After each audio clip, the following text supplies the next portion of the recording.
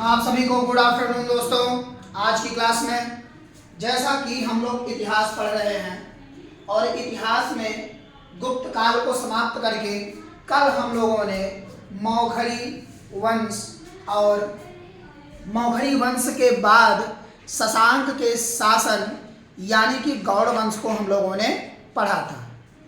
आज हम जिस राजवंश के बारे में बात करने वाले हैं वो है बंगाल के पाल वंश। बंगाल के पाल वंश।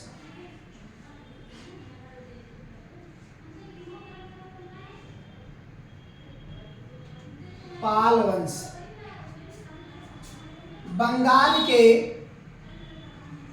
पाल वंश की अगर हम बात करते हैं या इनके संस्थापक या इस वंश की पूरी तरह से अगर हम चर्चा करते हैं तो जैसे अगर हम इनके संस्थापक की बात करें तो इनका संस्थापक गोपाल को कहा जाता है। गोपाल को कहा जाता है जो कि एक बौद्ध मता अनुयायी था।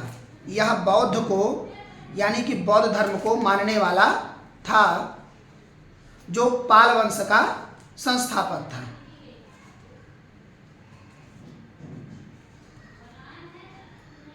जो कि क्या था, ये पाल वंश का संस्थापक था और बौद्ध धर्म का ये मता अनुयायी था।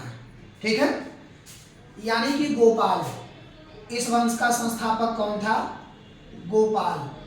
और यह गोपाल बौद्ध धर्म का मता अनुयायी था। बौद्ध धर्म का या बौद्ध धर्म को मानने वाला था।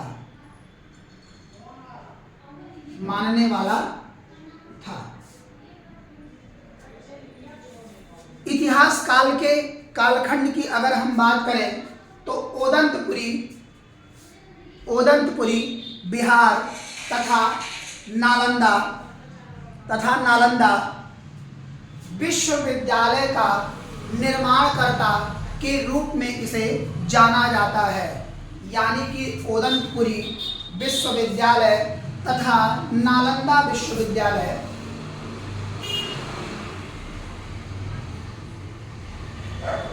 ओदंतपुरी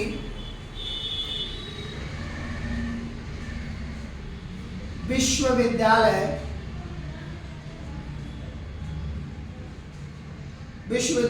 तथा नालंदा बिहार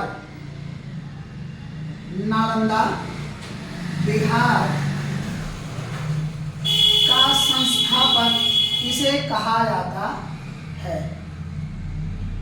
नालंदा बिहार का संस्थापक इसे पूरी तरह से कहा जाता है।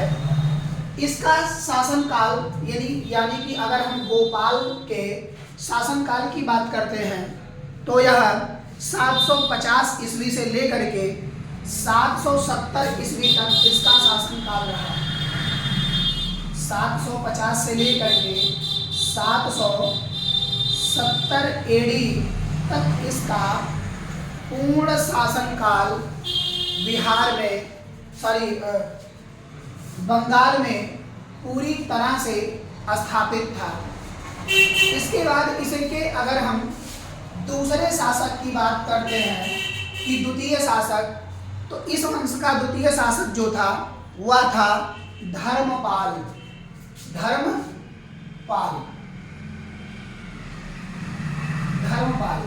ठीक है, धर्मपाल 770 ईस्वी से लेकर के 810 ईस्वी तक इसका शासनकाल पूरी तरह से बंगाल में आधिपत्य रहा और चला। जैसे क्या है, इतिहास में उन्हीं को हम पढ़ते हैं या हम उन्हीं की गणना करते हैं जो इतिहास काल के कालखंड के बारे में कुछ ना कुछ विशेष होता है। जैसा कि हम लोग अगर गोपाल को पढ़ रहे हैं तो इन्हें पहला तो संस्थापक के रूप में जानते हैं, दूसरा ओदंतपुरी विश्वविद्यालय तथा नालंदा बिहार के संस्थापक के रूप में जाने जाते हैं। ठीक है, या बौद्ध धर्म को मानने वाले थे तो इस कारण से इतिहास इनकी चर्चा करता है। अगर हम यहीं पर धर्मपाल की बात करते हैं और इनके बारे में हम पूरी जानकारी के साथ बात करते हैं, तो जैसे इन्हीं धर्मपाल को ही गुजराती कवि के रूप में जाना जाता है। गुजराती कवि के रूप में इसे जाना जाता है क्योंकि इन्हें कविताओं का लेखन करना तथा उनके बारे में संपूर्ण जानकारी प्राप्त करना इनको बहुत अच्छा लगता था। इसीलिए इसे उत्तरापथ का स्वामी कहा गया है। उत्तरापथ का स्वामी इसे कहा गया है। उत्तरापथ का इसे क्या कहा गया है? स्वामी कहा गया है। ठीक है।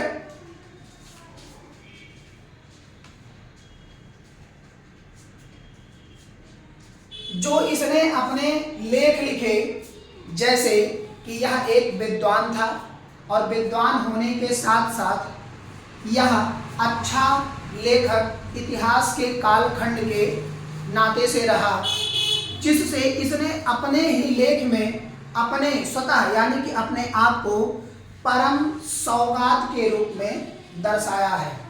यानी कि अपने ही लेख में, यानी कि अगर हम इसके लेख की बात करते हैं तो उसमें इसने अपने आप को परम सौगात कहा है। क्या कहा है? परम सौगात। और इसी परम सौगात को इनके नामों से, इनके लेखों में इन्हें जाना जाता है।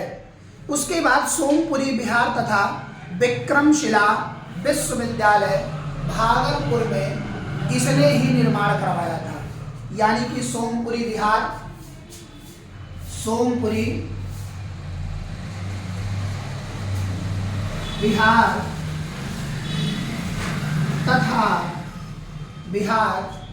तथा विक्रमशिला विश्वविद्यालय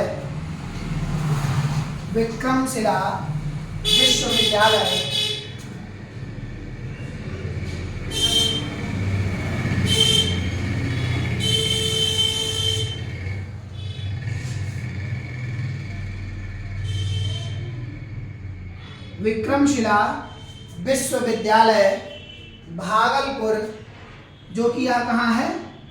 भागलपुर में,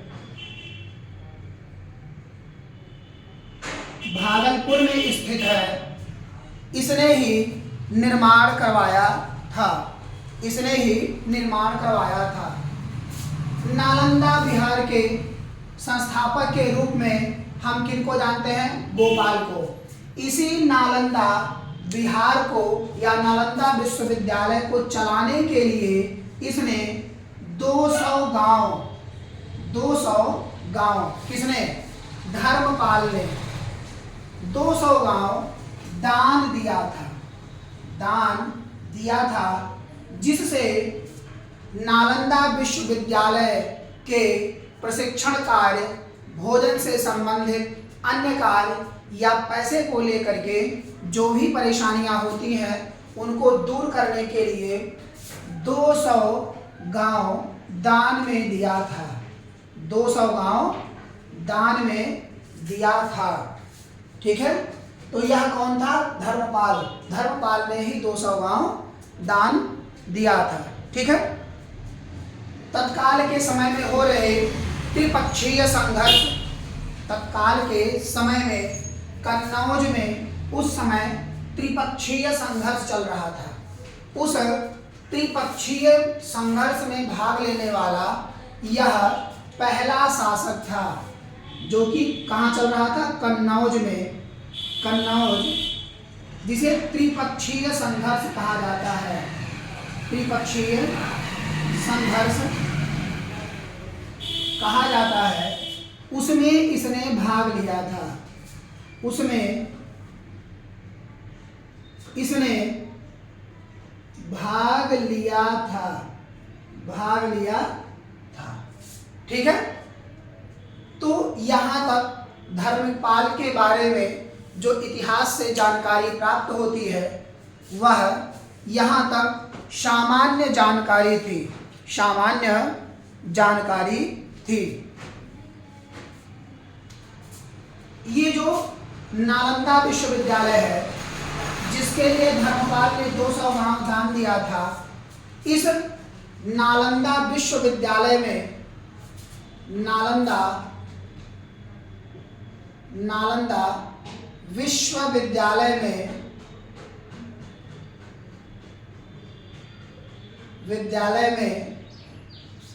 बौद्ध धर्म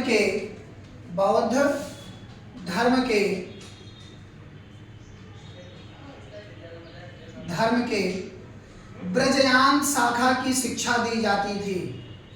ब्रजयान शाखा की शिक्षा दी जाती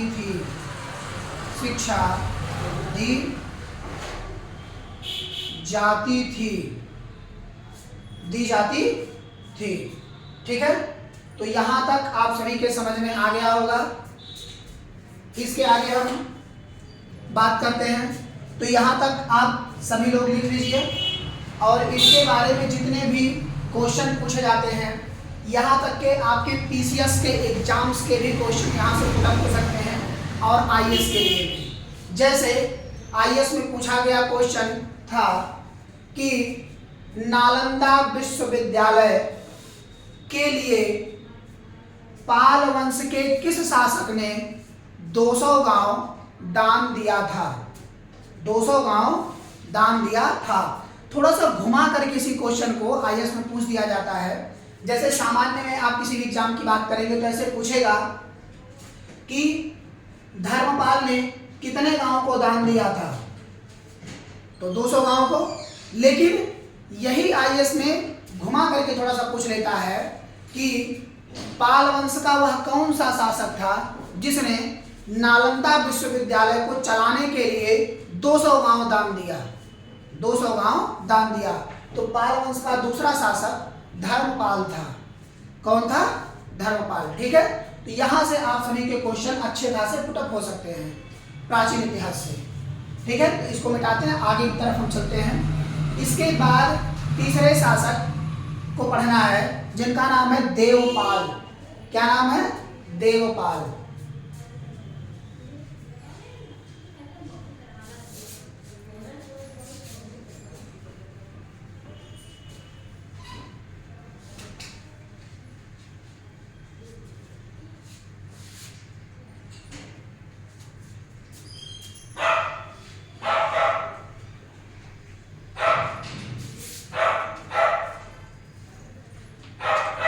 अब हम इसके अगले शासक की बात करते हैं, देवपाल की।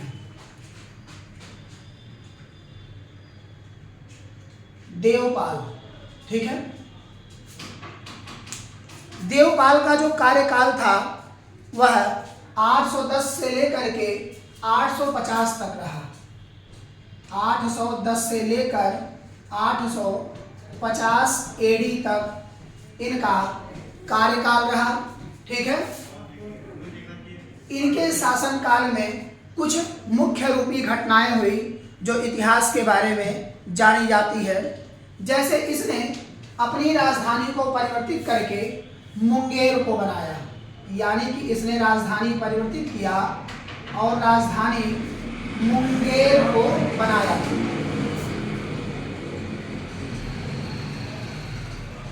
मुंगेर को अपनी इसने राजधानी बनाया। और उसके बाद जावा इंडोनेशिया के शासक बलपुत्र देव ने देवपाल की अनुमति से नालंदा विश्वविद्यालय में एक बौद्ध या विदेशी विद्यार्थी के लिए हॉस्टल बनवाया, जो कि बाहर के जो आने वाले छात्र थे उनको रहने के लिए यह सुविधा प्राप्त हो, इसके लिए इस हॉस्टल का निर्माण किया गया। यानी कि नालंदा विश्वविद्यालय के लिए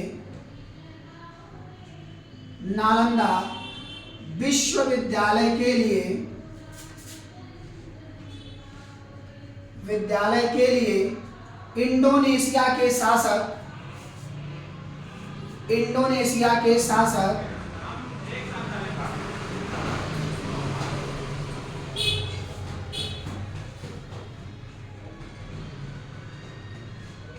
इंडोनेशिया के शासक ने एक हॉस्टल का निर्माण करवाया, एक हॉस्टल का निर्माण करवाया। और यह निर्माण जब यह करवाने जा रहे थे तो तत्कालिक शासक देवपाल की इन्होंने अनुमति ली, यानी कि देवपाल की अनुमति से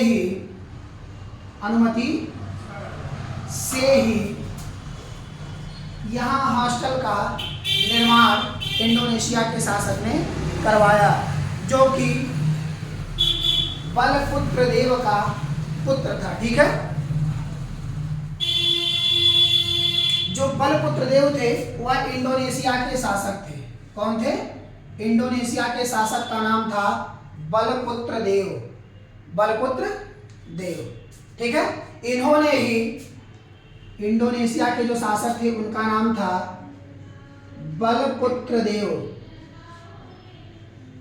इन्होंने ही देवपाल से आदेश मांगा और एक हॉस्टल का निर्माण नालंदा विश्वविद्यालय के परिसर में पूरी तरह से करवाया।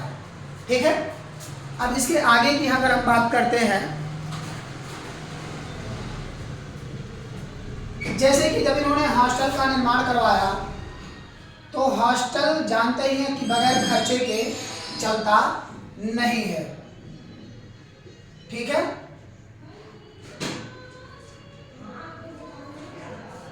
हॉस्टल बगैर खर्चे के चलता नहीं है। तो देवपाल ने क्या किया, इन्हीं देवपाल ने 5 गांव इस हॉस्टल के खर्च के लिए, किसके लिए? खर्च के लिए दिया और कहा कि जितने भी खर्चे इस हॉस्टल के बनते हैं या जिन भी प्रकार पैसे की आवश्यकता होती है उससे इस गांव के पैसे से, यानी कि कर द्वारा इस हॉस्टल की पूर्ति पूरी तरह से हो सकती है। ठीक है, इसी देवपाल के शासनकाल में अरब यात्री सुलेमान भारत आया था।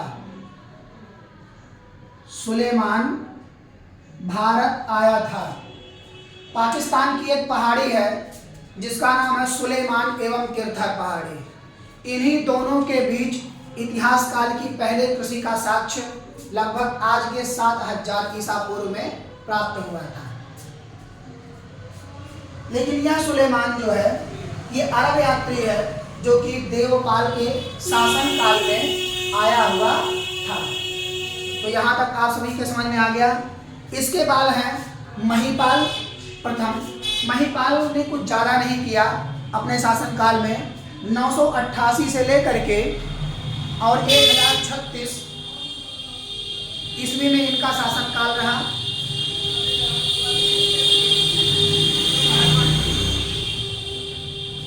इनका शासनकाल रहा जिससे तिब्बत में बौद्ध भिक्षुओं के लिए इन्होंने एक आवास का निर्माण करवाया। जैसे आप तिब्बत के पठार के रूप में जानते होंगे, उसी तिब्बत में ही बौद्ध भिक्षुओं के लिए एक आवास का इन्होंने निर्माण किया। ठीक है, उसके अगले शासक है विग्रहपाल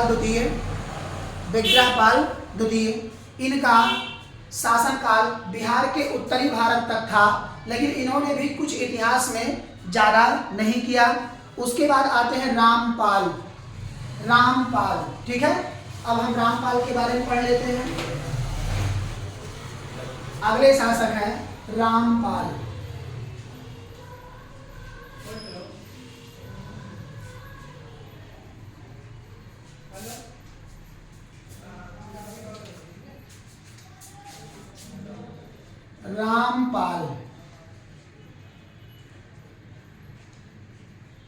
रामपाल के अगर हम शासनकाल की बात करते हैं या इनके समय की बात, तो यह जो है 1077 से लेकर के 1030 ईस्वी तक थे। 1077 से लेकर 1130 एडी तक इनका शासनकाल रहा, इनका शासनकाल रहा, जो कि इस कालखंड में सबसे ज़्यादा के रूप में माना जाता है। जो महिपाल प्रथम थे, इस महिपाल को इस पाल वंश का द्वितीय संस्थापक कहा जाता है। लेकिन अगर हम क्षरण की बात करते हैं, यानी कि ह्रास, इस वंश का पतन कब स्टार्ट होगा, तो यह विग्रहपाल तृतीय के शासनकाल से ही इस वंश का पतन पूरी तरह से चालू हो गया था। तत्काल के समय में संध्याकर नंदी नाम के एक विद्वान इनके काल में रहते थे। संध्याकर नंदी नाम के एक विद्वान इनके शासनकाल में रहते थे, जिन्होंने रामचरित मानस या रामचरित नामक ग्रंथ को लिखा था। रामचरित नामक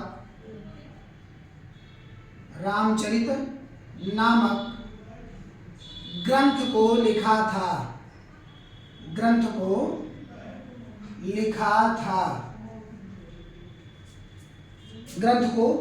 था। ठीक है। दूसरा, अगर हम इनके ऐतिहासिक की बात करते हैं तो कर्णाट वंश की नींव नन्यदेव ने मिथिला में इन्हीं के समय में ही रख लिया था। उन्होंने अपने आप को स्वतंत्र शासक के रूप में घोषित किया और घोषित करने के बाद में उन्होंने एक अपने नए वंश की स्थापना कर ली। रामवती नामक नई राजधानी बनाया। रामवती नामक नई राजधानी बनाया।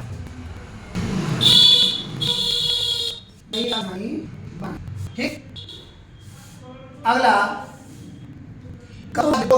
संध्याकर नंदी के आगे लिखा, इसका अनुसार जो हुआ के समय पूरी तरह से का पतन हो गया और पाल वंश के ध्वंसावशेष यानी कि इस वंश के पतन के बाद पाल के वंश का तय हुआ। ठीक है। मदनपाल इस वंश का अंतिम शासक है। मदनपाल इस वंश का अगर है तो अंतिम इस कार्यकाल 1144 से लेकर के 1162 तक रहा। 1144 ईस्वी से लेकर 1162 का विकास रहा। यह पाल वंश का अंतिम शासक था। ठीक है। यह शासक अंतिम शासक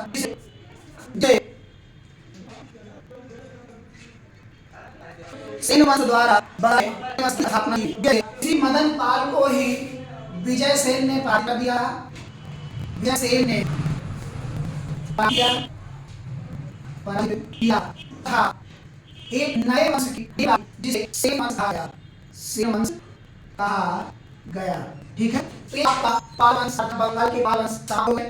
या उस तरह से आपके जो क्वेश्चन समझ में नहीं आते हैं वो आप कर सकते हैं, जो कि आपको वीडियो के माध्यम से हो जाएगी।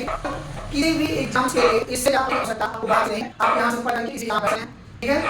और हमारे चैनल के लिए जरूर सब्सक्राइब करें। धन्यवाद।